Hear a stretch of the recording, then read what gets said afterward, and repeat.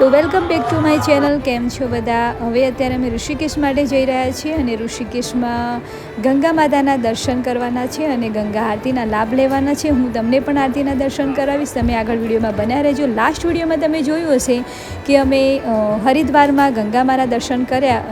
તો ચાલો સાથે મળીને ગંગા આરતીનો લાભ લઈએ.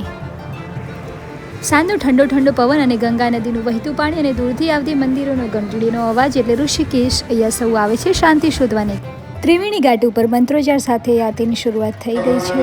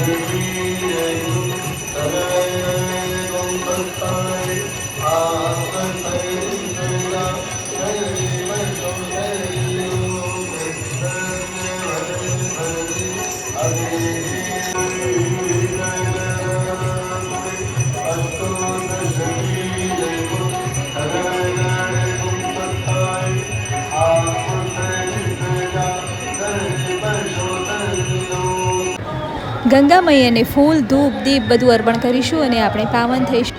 ઋષિકેશ એટલે યોગ નગરી પણ કહેવાય છે.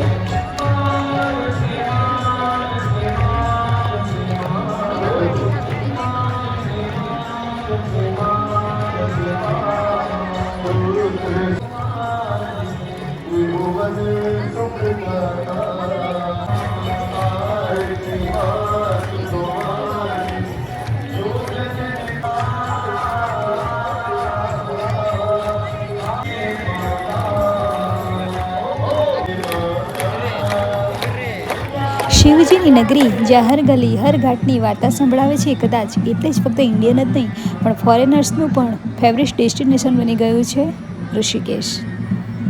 અહીં ત્રિવેણી ઘાટ ઉપરાંત નીલકંઠ મહાદેવ, રામઝૂલા, લક્ષ્મણ ઝૂલા, પરમાર્થ નિકેતન, વશિષ્ઠ ગુફા, સ્વર્ગાશ્રમ, નિર્ગઢ વોટરફોલ છે. પરંતુ અમે અહીંયા ખાસ ગંગા આરતીનો લાભ લેવા માટે ત્રિવેણી ઘાટ ઉપર આવ્યા હતા.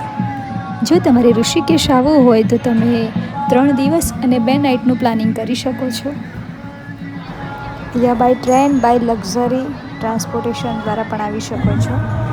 ત્યાં અમે થોડા ફોટોશૂટ કર્યા, હિલ્સ લીધી. ઋષિકેશમાં એડવેન્ચર એક્ટિવિટીઝ પણ એટલી જ છે. જો તમને એડવેન્ચરનો શોખ હોય તો તમે એક્ટિવિટી માટે પણ ઋષિકેશમાં આવી શકો છો. કેટલાક પિક્સ.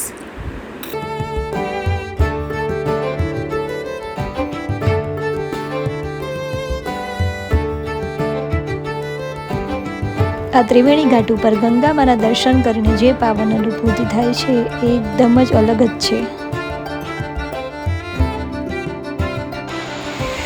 અહીંયા ડેલી ગંગા આરતી થાય છે અને ગંગા આરતીનો ટાઈમ 6 કલાક અને 15 મિનિટનો છે. ચારે તરફ કેટલી ભીડ છે આપ જોઈ શકો છો. તમને આ બ્લોગ કેવો લાગ્યો ચોક્કસથી કહેજો. અમે ઘણું બધું એક્સપ્લોર કરવાની કોશિશ કરી છે પણ અમારું મેઇન બદ્રીનાથ હતું એટલે મેં ટાઈમિંગ અનુસાર બધું એક્સપ્લોર નથી કર્યું. હવે બધા જમવાનું શોધે છે તો અમે હવે રાજસ્થાની હોટલમાં આવી ગયા છે અને ડિનર કરીને પછી અમે ઋષિકેશમાં સ્ટે કર્યો હતો. ફરી નવા બ્લોગ સાથે મળીશું. બાય.